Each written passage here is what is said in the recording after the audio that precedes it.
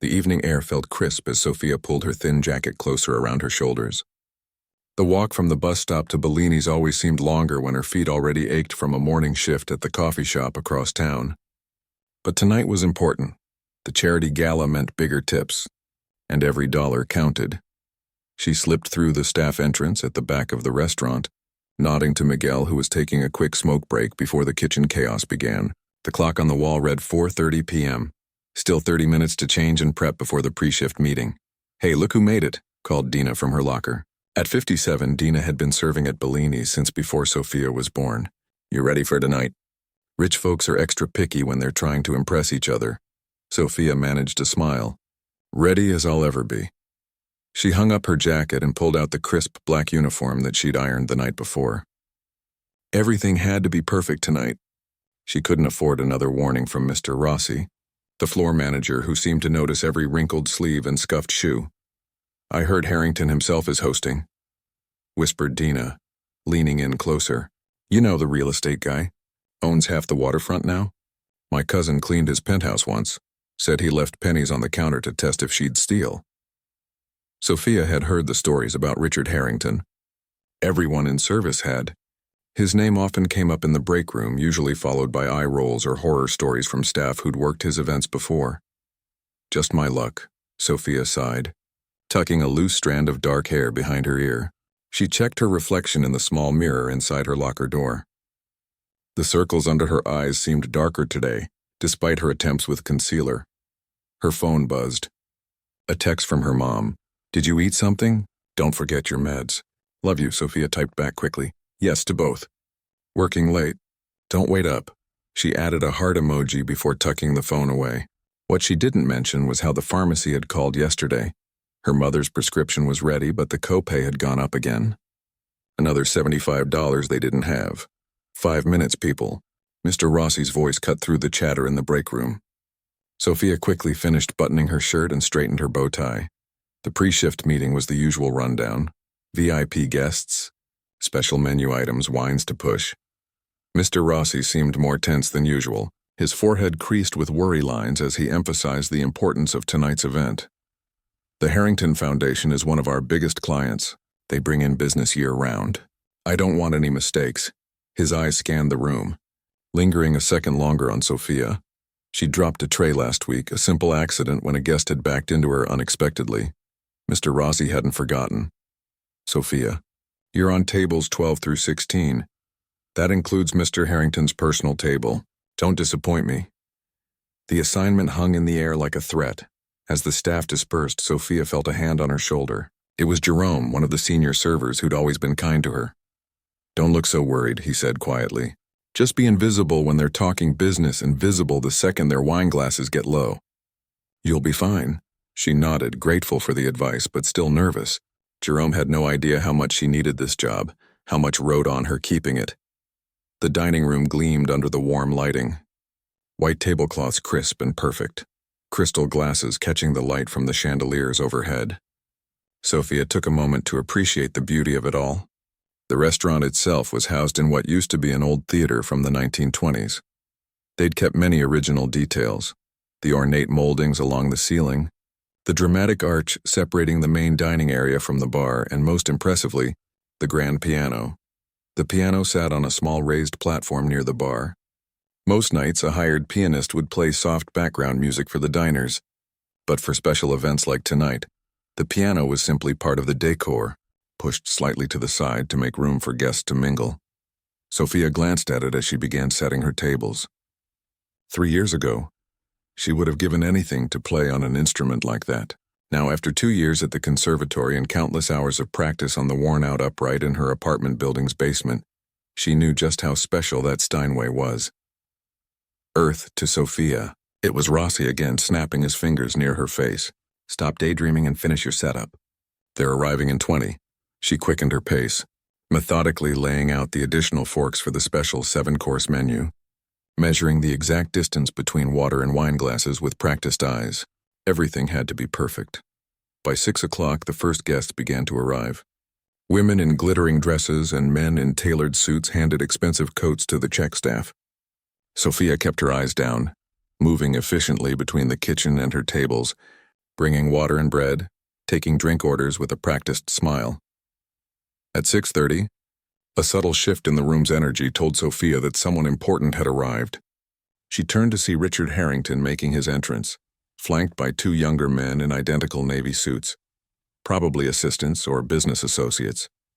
At 50-something, Harrington was trim and well-preserved, his silver hair expertly cut to disguise its thinning.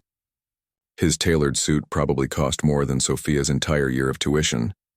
Sophia's stomach tightened as she watched Mr. Rossi personally escort Harrington's party to table 15, directly in her section. She took a deep breath, straightened her shoulders, and prepared to approach the table. "Good evening, gentlemen. Welcome to Bellini's." She managed to keep her voice steady as she recited the evening's specials. Harrington barely glanced at her, already deep in conversation with his companions about some waterfront property deal. She filled water glasses and retreated, following Jerome's advice. Invisible until needed. The evening progressed smoothly at first. The charity gala was raising money for urban development, ironically in neighborhoods where families like Sophia's were being priced out by the very developers in attendance. She kept her thoughts to herself, focusing instead on the rhythm of service. Appetizers, wine pairings, clearing plates, bringing new courses. During a brief moment of downtime, while waiting for the kitchen to plate the fourth course, Sophia found herself near the piano. Without thinking, her fingers lightly touched the closed lid, feeling its smooth, polished surface. "You play?" It was one of the bartenders catching her in the moment. Sophia pulled her hand back quickly. "Used to. I'm at the conservatory now, well, when I can afford the tuition." She shrugged, trying to make light of it. "No kidding? What's your focus?" "Piano performance and composition. I've got 1 year left." Left unsaid was the mountain of student loans and the uncertainty of whether she'd be able to finish at all, with her mother's medical bills piling up. A call from the kitchen pulled her away before the conversation could continue. The fourth course was ready for Harrington's table. As she balanced the heavy tray with practiced skill, Sophia overheard snippets of conversation from table 15. They were discussing the piano now, of all things. "Shame about the entertainment falling through," one of Harrington's associates was saying. "I was looking forward to some background music." Harrington waved a dismissive hand. "These fundraisers are all the same anyway. Mediocre food, worse music, and everyone pretending they care about whatever cause is trendy this month." Sophia felt her cheeks warm as she carefully set down each plate, describing the dish as she'd been trained. Seared scallops with butternut squash puree and crispy pancetta. None of the men acknowledged her words. They continued their conversation as if she were truly invisible, not just playing the part. "Speaking of music," Harrington said, his voice carrying just enough for nearby tables to hear, "my daughter's recital last month was extraordinary. Her instructor says she's the most talented student he's had in 20 years at Westridge Academy." Sophia knew Westridge, an exclusive private school where tuition cost more than her mother made in a year. She'd auditioned for their summer program once years ago. They'd offered her a spot, but no financial aid. The instructor, what's his name? "Yamamoto? He trained in Vienna," Harrington continued, swirling his wine glass. "Says most students these days have no real discipline. They want the prestige without the work." Sophia moved to refill his water glass, taking extra care as his gestures became more animated. That's when it happened. His hand moved unexpectedly as she poured, bumping her wrist. Water splashed across the white tablecloth and onto the sleeve of his expensive suit. Time seemed to freeze. Sophia's heart stopped as Harrington looked down at his dampened sleeve, then up at her, his expression shifting from surprise to cold anger. "I'm so sorry." "Sir," she said immediately, already reaching for her service cloth to blot the water. "Please let me. Don't touch me." His voice cut through the ambient noise of the restaurant like a knife. "Is this what passes for service here now?" Sophia felt dozens of eyes turning their way. At the next table over, a woman in diamonds watched with poorly disguised interest. 2 tables away, a group of businessmen paused their conversation. Mr. Rossi appeared as if summoned by some sixth sense for trouble. "Mr. Harrington, I deeply apologize for this incident. Please allow us to—" "It's fine."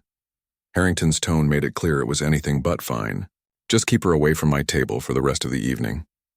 He made a dismissive gesture toward Sophia as if she were something unpleasant that needed to be removed. Sophia stood frozen, the water pitcher still in her hands, shame burning through her body like fire. This job was everything right now. The flexible hours that allowed her to attend classes, the tips that helped with her mother's medications. Of course, sir. Sophia, to the kitchen now. Mr. Rossi's tight voice left no room for argument. As she turned to leave, she caught sight of the grand piano across the room. For a moment in her mind, she wasn't in this humiliating scenario, but somewhere else entirely.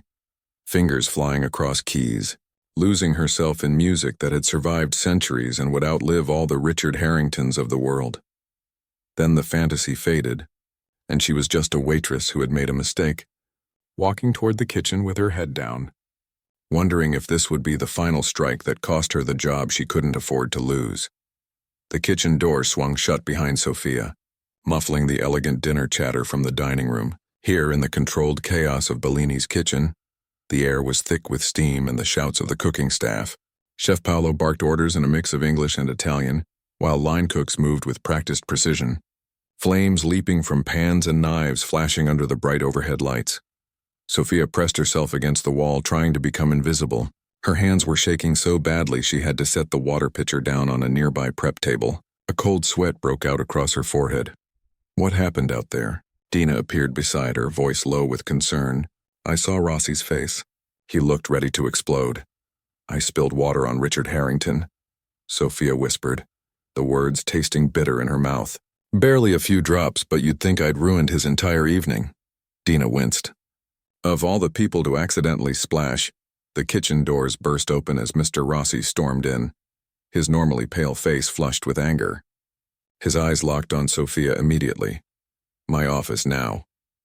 He turned without waiting for a response, expecting her to follow. Sophia exchanged a quick glance with Dina, who squeezed her arm in silent support. With leaden feet, Sophia followed her manager down the narrow hallway to the tiny room that served as his office. It was barely more than a closet, with just enough space for a desk covered in schedules and invoices, a filing cabinet, and 2 chairs. Mr. Rossi closed the door and turned to face her. For a long moment he simply stared, pinching the bridge of his nose as if warding off a headache. Do you understand what just happened out there? He finally asked, his voice deceptively quiet. Sophia nodded, eyes fixed on the scuffed tile floor. I made a mistake, sir. I'm truly sorry. A mistake. He repeated the words slowly. Sophia, that man out there accounts for about 15% of our annual revenue when you factor in his personal dinners, business meetings, and the events he hosts here. 15%, she swallowed hard. I understand. It won't happen again. You're right about that. Rossi sighed heavily, dropping into his chair. Look, you're a good server most of the time. Your tables rarely complain and you're always on time. But this is the 3rd incident in 2 months. Sophia's stomach twisted. He was counting the broken wine glass from last month and the mixed-up order from the corporate lunch 2 weeks ago. Neither had been entirely her fault, but she hadn't defended herself then and she couldn't now. Please, she said, her voice barely audible. I really need this job. Something in her tone must have reached him because Rossi's expression softened slightly. I'm not firing you. Not today anyway, but you're off Harrington's table for the rest of the night. Jerome will cover it. He pulled a pen from his pocket and began scribbling on a notepad. I'm moving you to the back section for the remainder of the evening. Tables 22 through 25. Relief washed over her, so intense she felt momentarily dizzy. The back section meant fewer tips and less prestigious customers, but she still had a job. Thank you, Mr. Rossi. I appreciate the second chance. He looked up at her, his eyes tired. 3rd chance, Sophia, don't make me regret it. He gestured toward the door. Take 5 minutes to compose yourself, then get back out there. The dinner service doesn't stop for anyone's personal drama. Sophia nodded and slipped out of the office. Instead of returning to the kitchen immediately, she ducked into the employee bathroom. Locking the door behind her, she leaned against the sink and finally let her composure crack. It wasn't just about tonight. It was everything: her mother's worsening condition, the mounting medical bills, the notice from the conservatory about her outstanding tuition balance, the countless nights of too little sleep as she juggled work and studies. One tear escaped, then another, until she was crying silently, shoulders shaking with the effort of keeping her sobs quiet. A soft knock on the door startled her. Sophia, you in there? It was Jerome's voice. She quickly wiped her eyes and splashed cold water on her face. "Just a second," she called, trying to keep her voice steady. A quick glance in the mirror showed red-rimmed eyes, but there was nothing to be done about that now. She opened the door to find Jerome waiting, concern etched across his kind face. At 62, he was the oldest server at Bellini's and something of a father figure to the younger staff. "Rossi told me what happened," he said gently. "Don't take it too hard. Harrington's known for being difficult." Sophia attempted a smile. "Thanks, I'm okay. Just needed a minute." Jerome studied her face, clearly not convinced. "Listen, I've been doing this job since before you were born. Know what I've learned? Rich people like Harrington, they don't see us. Not really. To them, we're just moving furniture. So don't let him get to you." His words were meant to comfort, but they only reminded Sophia of how different her life was from the people she served every night. People who could drop hundreds of dollars on a single meal without thinking twice while she counted pennies for bus fare. "I'd better get back out there," she said, straightening her uniform. "The back section won't serve itself." Jerome nodded, but as she moved to pass him, he added, "For what it's worth, I told Harrington it was my fault. Said I bumped into you while you were pouring." Sophia stopped short. "You didn't have to do that," he shrugged. "Man's less likely to make a fuss with me. I've served his family for years, back when his father was still running things." He gave her a wink. "Besides, what's he gonna do, fire me? I'm retiring next month anyway." A genuine smile finally broke through. "Thank you, Jerome. Don't mention it. Now go on, those tables won't wait forever." The next hour passed in a blur of routine service. Sophia found comfort in the familiar rhythm, taking orders, delivering food, refilling drinks. Her back section customers were mostly middle management types, here on company cards but not important enough for the prime tables. They barely noticed her, which suited her fine tonight. From her position, she could still see Harrington's table. The main course was being served now, the chef's signature osso buco that took hours to prepare. She watched as Jerome expertly attended to the table, his movements graceful despite his age. Harrington seemed to have recovered from the earlier incident, laughing loudly at something one of his companions said. Sophia was clearing dessert plates from table 23 when she heard Harrington's voice rise above the general dining room noise. "Absolutely. Disgraceful," he was saying, loud enough that nearby tables turned to look. "You'd think for what we pay they could at least hire competent help." Sophia froze, plates balanced in her hands. She didn't need to see Jerome's face to know Harrington was talking about her. Heat rushed to her cheeks as several diners glanced her way, having made the connection. She forced herself to continue working, though her movements felt mechanical now. As she passed the kitchen, Chef Paolo caught her eye and gave her a sympathetic nod. Word traveled fast in restaurants.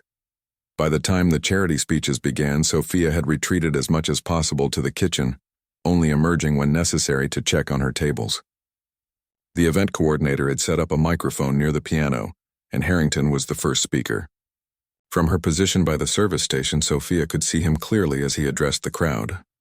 "Commitment to revitalizing our great city," he was saying, voice smooth with practiced charm. "The waterfront renewal project isn't just about property values.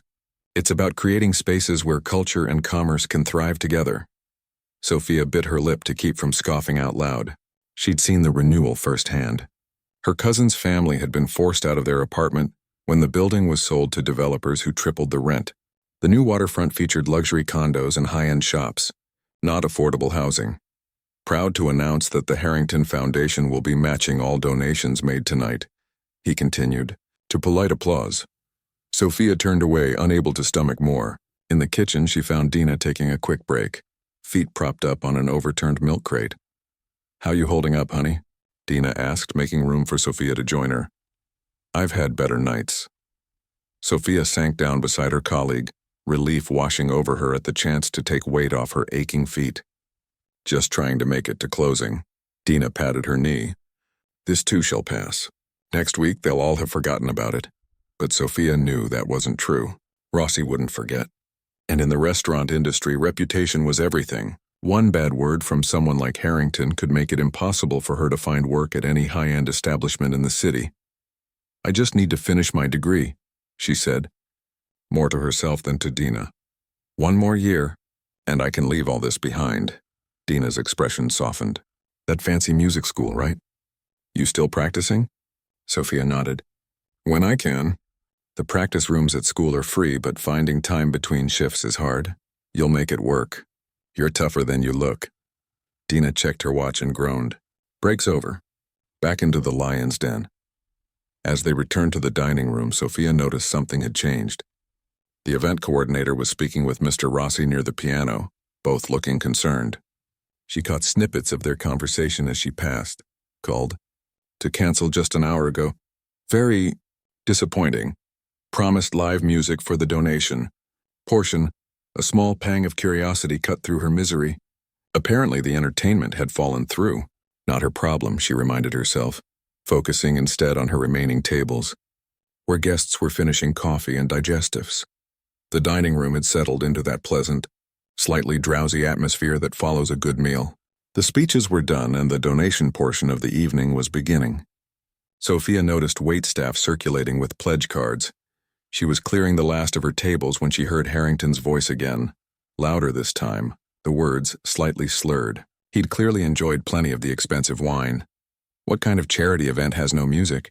He was saying to no one in particular. I specifically requested classical piano to class up the room while people write their checks.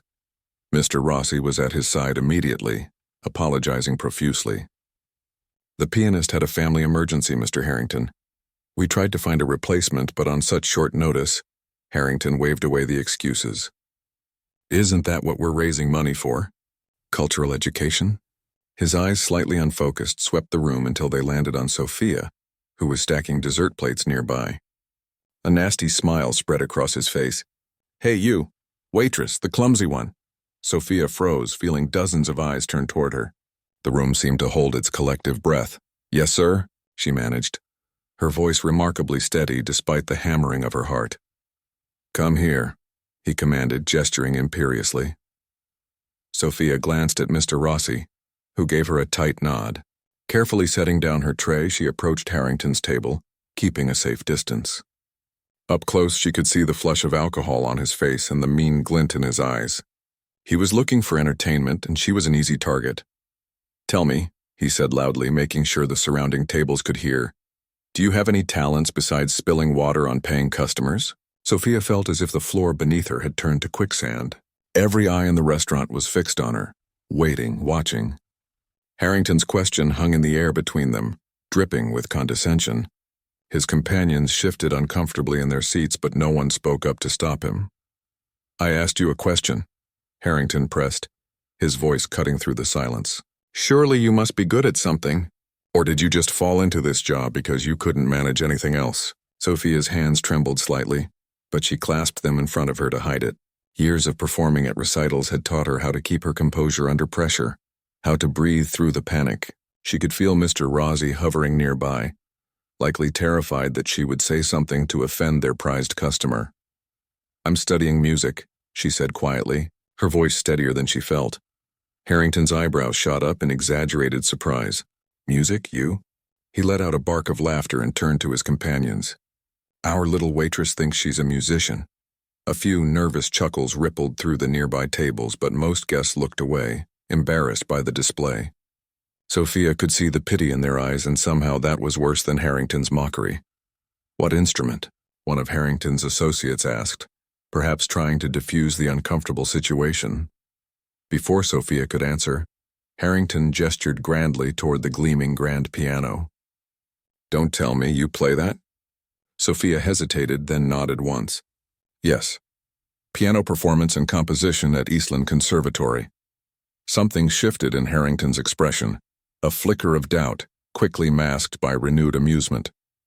Eastland? Isn't that where they take anyone with a checkbook? Heat flooded Sophia's cheeks. Eastland was respected in musical circles, but it didn't have the prestige or endowment of the elite conservatories.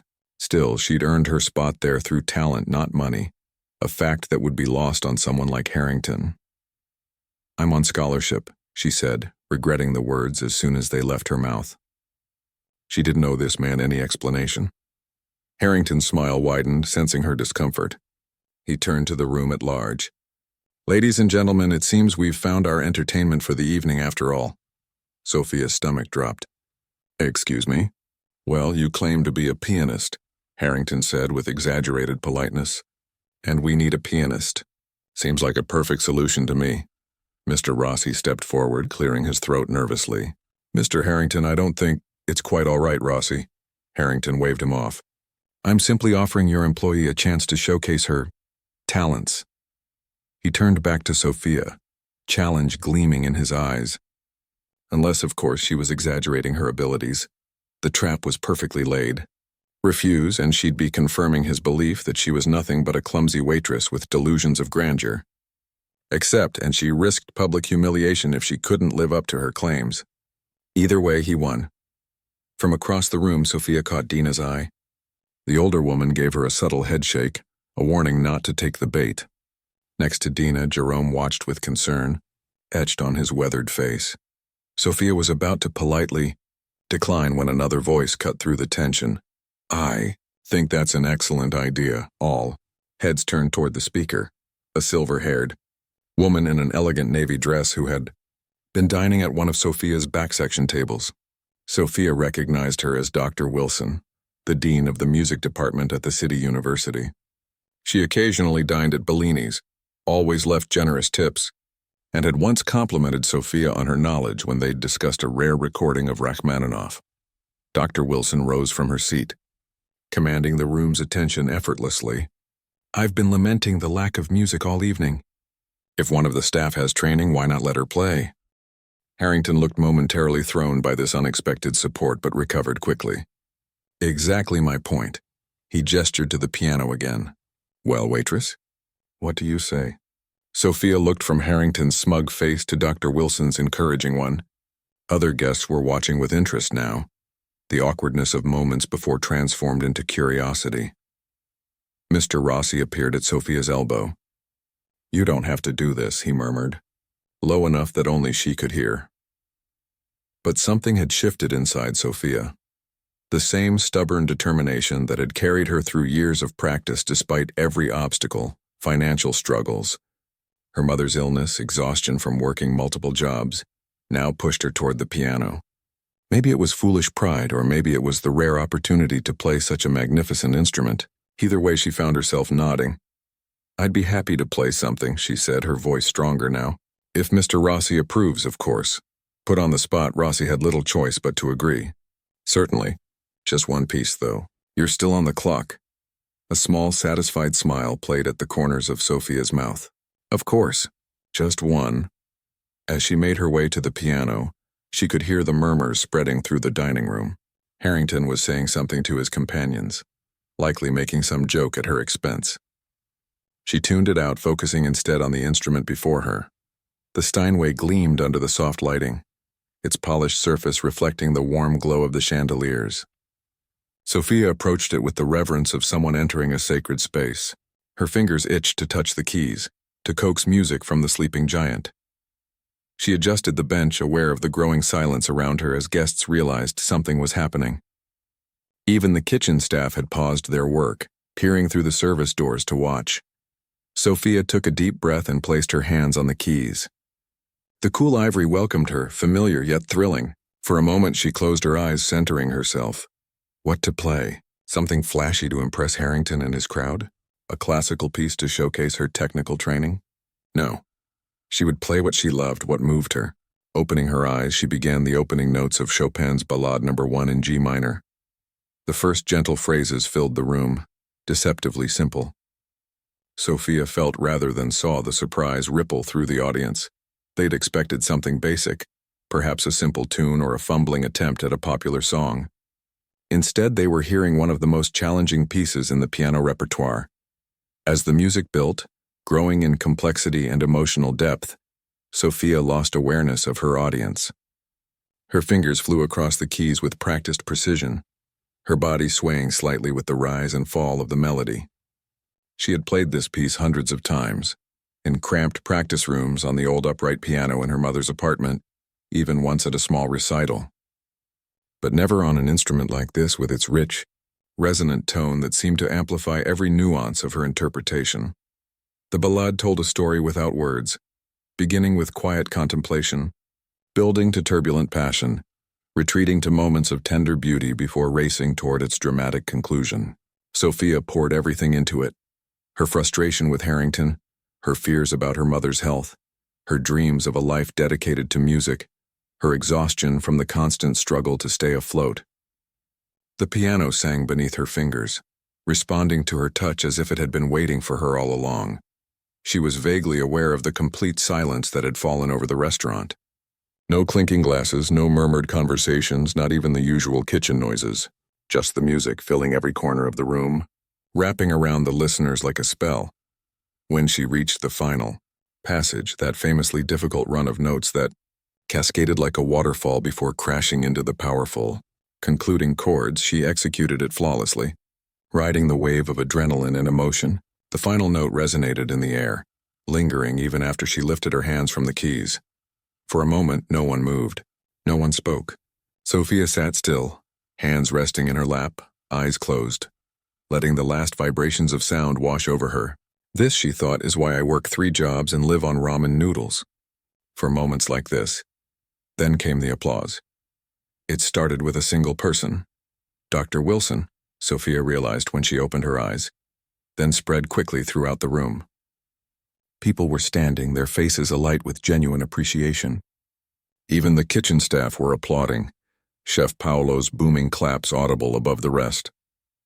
Sophia rose from the bench and gave a small, instinctive bow, the way she'd been taught in her performance classes. Her legs felt slightly wobbly, the post-performance adrenaline making her lightheaded. As the applause continued, she risked a glance at Harrington's table. His companions were on their feet, clapping enthusiastically. Harrington himself remained seated, his expression unreadable. Their eyes met briefly across the room. She thought she saw something like grudging respect flash across his face, but it was quickly masked by indifference as he turned to say something to the man beside him. Sophia didn't care. She wasn't playing for his approval anyway. Dr. Wilson approached the piano, still applauding. "Magnificent, my dear. Absolutely magnificent. Chopin would have been proud." "Thank you," Sophia managed, feeling suddenly shy in the face of such praise from someone she respected. "I had no idea we had such talent serving our dinner," said another guest, an elderly man with kind eyes who had been sitting near the piano. That was world-class playing. Others were gathering now, offering compliments, asking questions about her training. Sophia answered politely but felt increasingly overwhelmed by the attention. Mr. Rossi appeared at her side, his earlier irritation replaced by something that looked almost like awe. "That was unexpected," he said quietly. "I didn't know you could play like that." Sophia gave him a small smile. "You never asked." Before he could respond, a tall, distinguished-looking man in his 60s pushed through the crowd. He had silver hair and wore an immaculately tailored suit that even Sophia could tell was several cuts above the average wealthy patron's attire. "Excuse me," he said, his deep voice carrying a hint of an accent Sophia couldn't quite place. "I must speak with this young lady." He extended his hand to Sophia. "Thomas Blackwood. I'm the director of the Riverside Symphony." Sophia's heart skipped a beat as she shook his hand.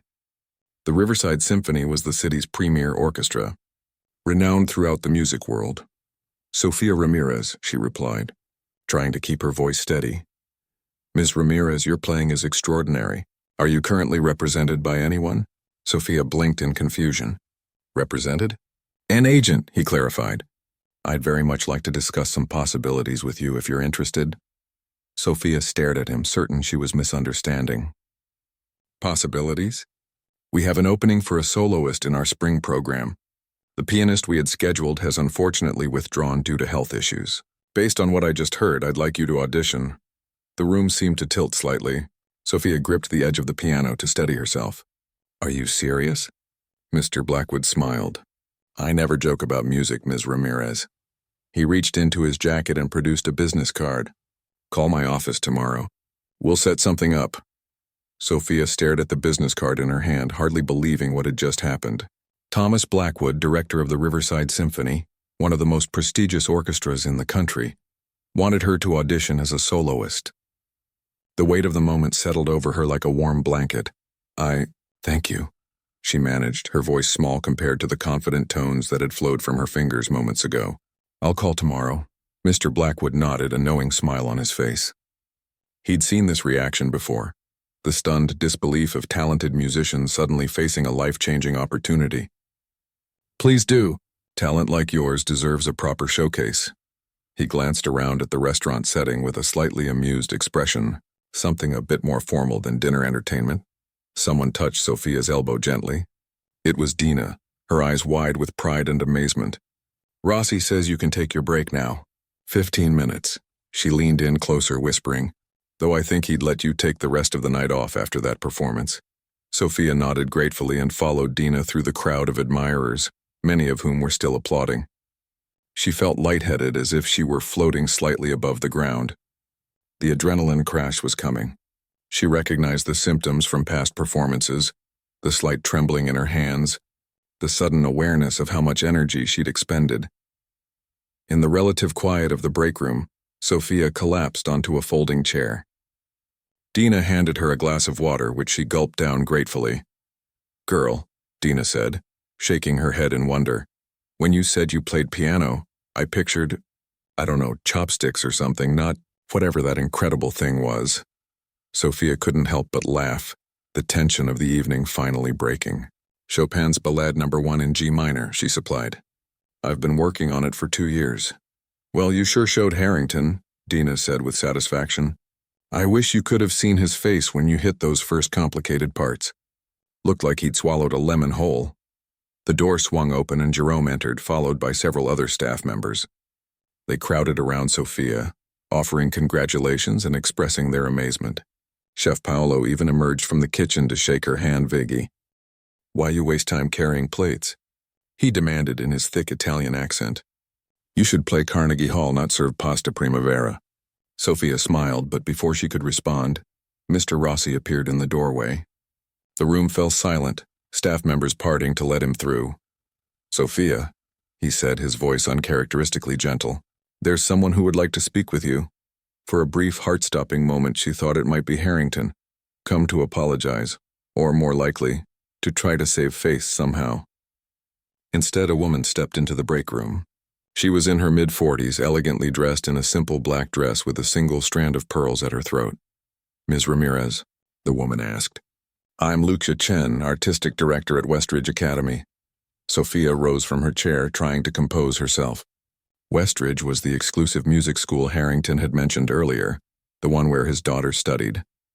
Hello, Sophia said cautiously, unsure what this woman could want with her. Ms. Chen smiled warmly. I won't take much of your time. I know you need to get back to work. I just wanted to tell you how moved I was by your performance. She reached into her purse and produced her own business card. We occasionally hold master classes for our advanced students. I would love to discuss the possibility of having you teach one on Chopin. Sophia accepted the card automatically, too stunned to speak. Teaching a master class? At Westridge? The same school that had rejected her financial aid application years ago? I don't have a degree yet, she finally said, feeling she should point this out.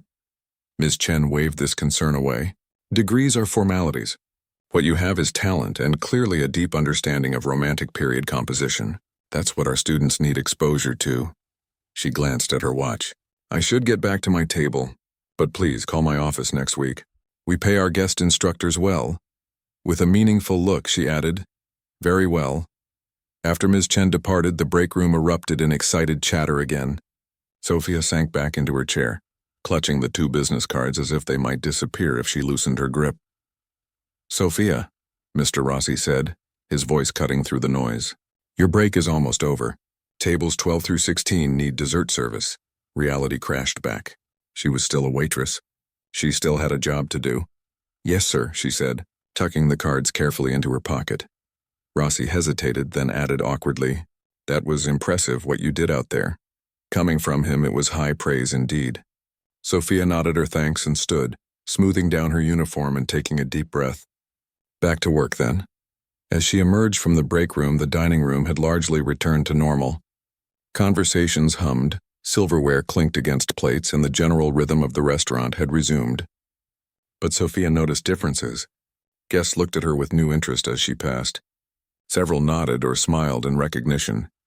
To her surprise, tables 12 through 16 now included Harrington's table. Jerome caught her eye from across the room and gave her a thumbs up. He'd switched sections with her, putting her back on her original assignment. Sophia approached Harrington's table with a calm she didn't entirely feel. The man himself was engaged in conversation with one of his associates and didn't immediately notice her. When he did look up, his expression was impossible to read. "Your table has been reassigned to me for dessert service," Sophia said professionally. "Would you like to see the dessert menu?" The other men at the table looked between Sophia and Harrington with barely concealed interest, clearly waiting to see how their host would respond. For a long moment, Harrington simply studied her, his earlier mockery replaced by something more thoughtful. "No need," he finally said. "We'll take the tiramisu. All around," he paused, then added quietly. "And a coffee for me. Black." "Very good, sir." Sophia turned to go, but Harrington's voice stopped her. "Ms. Ramirez." She turned back, surprised by his use of her name. That was Chopin's G minor Ballade, wasn't it? Sophia nodded, trying to hide her surprise that he recognized the piece. "My daughter is working on that same composition," he said, something like grudging respect in his voice. "She's been studying it for over a year. She's quite good, but—" He trailed off, leaving the comparison unspoken. "It's a challenging piece," Sophia offered neutrally. "Yes." Harrington studied her for another moment. "Where did you say you study?" "Eastland Conservatory." "On scholarship, you mentioned?" Sophia bristled slightly, sensing he was about to make another condescending remark about her financial situation. "Yes, partial scholarship. I work to cover the rest." To her surprise, Harrington simply nodded. "Impressive. Most students I know would struggle to maintain that level of playing while working full-time." It wasn't quite an apology, but coming from him it was something close to it. "Thank you, sir. I'll bring your desserts shortly." Sophia turned and walked toward the kitchen, her head held high. As she pushed through the swinging doors, she allowed herself a small, private smile. It wasn't just about impressing Harrington or putting him in his place. It was about being seen, truly seen for her talent, not just as a server, a person in the background carrying plates and refilling glasses. The rest of the evening passed in a blur. Sophia moved through her duties with practiced efficiency, but her mind was elsewhere, already racing ahead to the possibilities that had suddenly opened before her. An audition with the Riverside Symphony, a teaching opportunity at Westridge. For the first time in years, she allowed herself to imagine a future where music took center stage in her life, not just stolen moments between shifts and classes.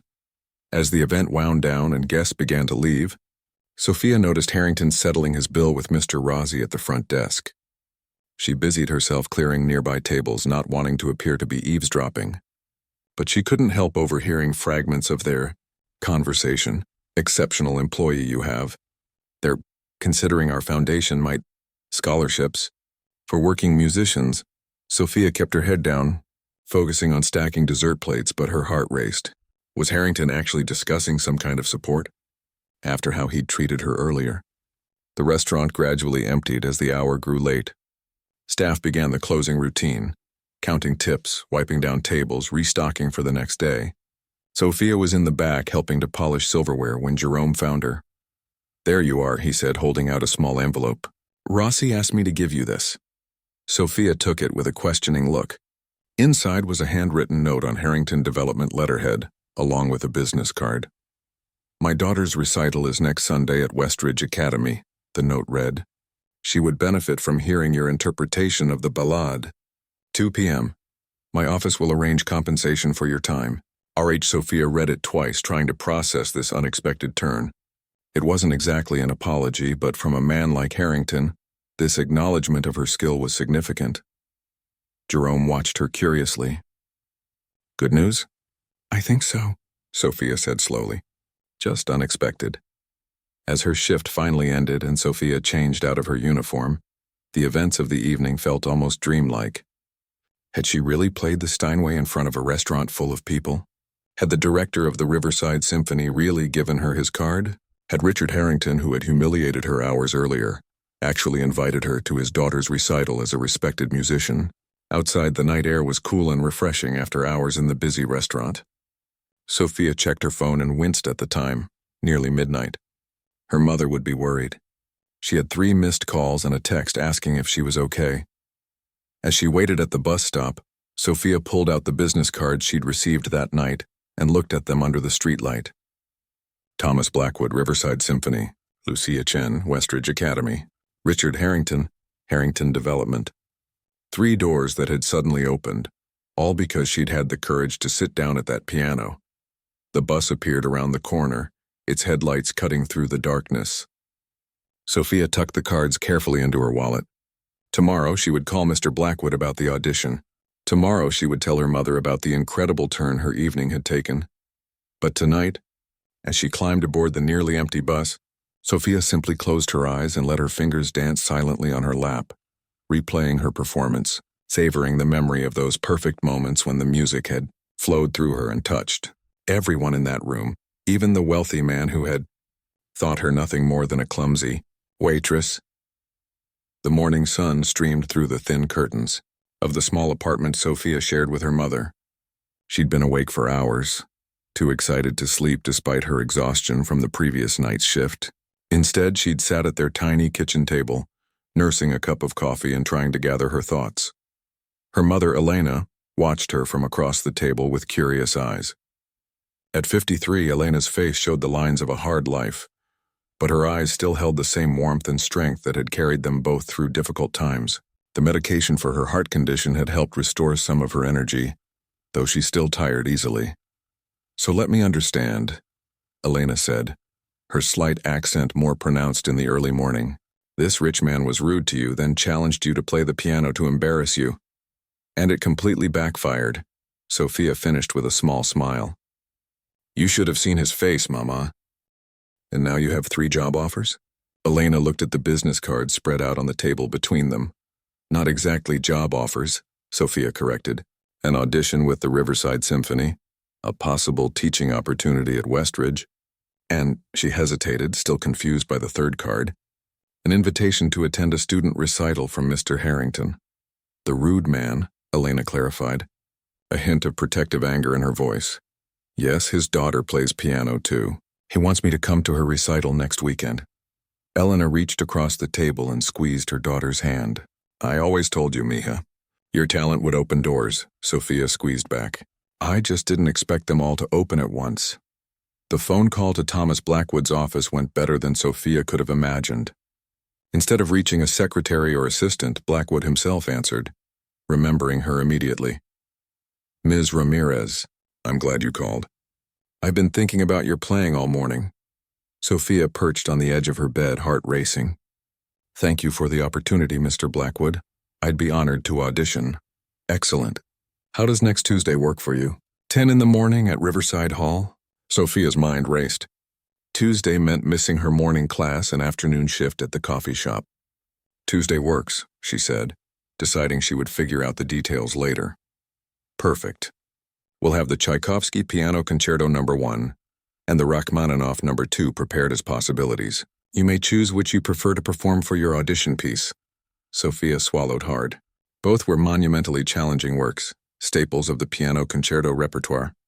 She had studied portions of both in her classes but had never performed either in full. "I'll prepare the Tchaikovsky," she said, choosing the one she felt slightly more confident about. "Wonderful choice. I look forward to hearing your interpretation. Our accompanist will handle the orchestral reduction, of course." After arranging the final details, Sophia hung up and sat in stunned silence. This was really happening. 1 week to prepare one of the most demanding concertos in the classical repertoire for an audition that could change her life. She looked at her schedule pinned to the wall, classes, work shifts, study time, and tried to imagine where she could find enough practice hours. Her next call was to Lucia Chen at Westridge Academy. The conversation was brief but promising. Ms. Chen explained that they would love to have Sophia teach a master class on Chopin's works in the coming month. The pay was indeed generous, enough to cover nearly a full month of her mother's medications. The final call was the most difficult. Sophia stared at Richard Harrington's business card for a long time before dialing the number. A polite receptionist answered, and when Sophia explained who she was, the woman's tone immediately warmed. "Yes, Ms. Ramirez. Mr. Harrington mentioned you might call. 1 moment, please." To Sophia's surprise, she was connected directly to Harrington himself. "Ms. Ramirez, good of you to call." His voice sounded different on the phone, less intimidating, somehow. "Thank you for the invitation, Mr. Harrington," Sophia said carefully. "I'm honored, but I'm not sure I understand why you'd want me at your daughter's recital." There was a pause on the other end of the line. "My daughter Lily has been working on that Chopin piece for over a year. Her technique is excellent, but—" He hesitated, and Sophia had the distinct impression that it cost him something to continue. "She lacks the emotional connection you displayed last night. I thought hearing your interpretation might help her." Sophia wasn't sure how to respond. Was this the same man who had tried to humiliate her just hours ago? "Additionally," Harrington continued, filling the silence, "the Harrington Foundation has been considering a scholarship program for working musicians. We've funded the visual arts for years, but music has been somewhat neglected in our portfolio. I'd be interested in getting your perspective on what might be most helpful for students in your position." Now Sophia was truly speechless. "A scholarship program? Her perspective?" "Of course," she finally managed. "I'd be happy to help." "Good, my assistant will email you the details. The recital begins at 2, but I'd appreciate if you could arrive by 1:30 to meet Lily beforehand." The conversation ended soon after, leaving Sophia to wonder at the strange turns her life had taken in less than 24 hours. The following week passed in a blur of activity. Sophia practiced the Tchaikovsky concerto at every available moment, arriving at school early to use the practice rooms and staying late after classes. She picked up extra shifts at the coffee shop to cover the time she would miss for the audition, leading to several days where she operated on just 4 hours of sleep. At Bellini's, everything had changed. Mr. Rossi treated her with new respect, assigning her better tables and consulting her about the background music playlist. Regular customers who had witnessed her performance requested her section and left generous tips. Even Chef Paolo emerged from the kitchen more often when she was working, proudly introducing her to diners as "our pianist," as if she were a special feature of the restaurant. The Sunday of Lily Harrington's recital arrived bright and clear. Sophia dressed carefully in the nicest outfit she owned, a simple black dress she normally saved for her own recitals. Her mother helped her with her hair, twisting it into an elegant knot at the nape of her neck. "You look beautiful, mija," Elena said, adjusting the simple silver necklace at Sophia's throat, a gift from her grandmother years ago. "I'm nervous," Sophia admitted. "Not about the music, but about seeing him again." "Harrington." Elena's eyes hardened slightly. "Remember who you are. Your talent, your hard work. No rich man can take that from you, whether he's rude or suddenly nice." Westridge Academy was housed in a beautiful stone building in the wealthiest part of the city.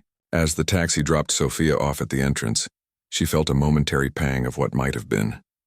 If her financial aid application had been approved years ago, this could have been her school. The lobby was filled with well-dressed parents and students carrying instrument cases. Sophia felt eyes on her as she approached the reception desk, wondering if she looked out of place or if word had somehow spread about the incident at Bellini's. "Ms. Ramirez." Sophia turned to find a girl of about 16 standing nearby, watching her with open curiosity. She had Harrington's sharp blue eyes but none of his hardness. "Yes," Sophia replied with a smile. "Are you Lily?" The girl nodded, shifting her weight nervously from one foot to another. "My dad said you'd be coming today.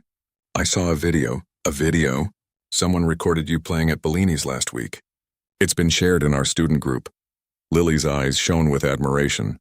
"Your playing was amazing. The way you handled the coda section was just, wow." Sophia blinked in surprise. "Thank you. I didn't realize anyone recorded it." "Everyone's talking about it," Lily said. "Dad says you work there as a waitress, but you're also at Eastland?" Before Sophia could respond, Richard Harrington himself appeared beside them. He looked different in casual weekend clothes, a button-down shirt and slacks rather than his formal suit. Still unmistakably wealthy, but somehow more human. "Ms. Ramirez, thank you for coming." He extended his hand, which Sophia shook briefly. If he felt awkward about their last encounter, he hid it well. "I see you've met Lily." "Yes, she was just telling me about a video?" Sophia looked between them questioningly. Harrington had the good grace to look slightly embarrassed. "One of our dinner guests recorded your performance on their phone. It's gotten some attention online, apparently." "Dad," Lily said suddenly, "can Ms. Ramirez hear me practice before the recital?" Please. I'd love her feedback on the ballade. Harrington looked to Sophia. Would you mind? We have time before the other students arrive. Sophia found herself following them to a practice room with a beautiful Yamaha grand piano. As Lily took her seat at the instrument, Sophia noticed the girl's hands. Long, elegant fingers much like her own. The physical tools of a pianist. I'm still struggling with the middle section, Lily admitted as she positioned her hands over the keys. The emotional transition feels forced. Sophia nodded encouragingly. Let's hear what you've got so far. As Lily began to play, Sophia was impressed by her technical precision. Every note was clean, every run executed with textbook accuracy. But Lily was right, there was something missing in the emotional core of the piece. The girl played like someone who had never known struggle or heartbreak, who had never poured her pain and hope into the keys as Sophia had done countless times. When Lily finished, she looked at Sophia expectantly. What did I do wrong? Nothing technically, Sophia said carefully, aware of Harrington watching from the corner. Your fingering is perfect. But Chopin isn't just about the notes. Sophia moved closer to the piano. May I? She asked, gesturing to the bench.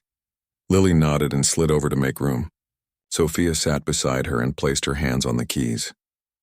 Listen to the story this section is telling, she said, playing the passage Lily had struggled with. It's like a conversation between hope and doubt, like remembering something beautiful while standing in the rain. She played a few more bars, adding subtle dynamic changes that transformed the passage. Feel how the left hand supports the melody but also creates tension? That's the heart of it.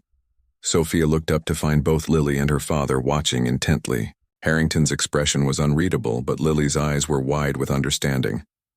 Try again, Sophia encouraged, standing to give Lily the bench. But this time, think about something that made you feel conflicted.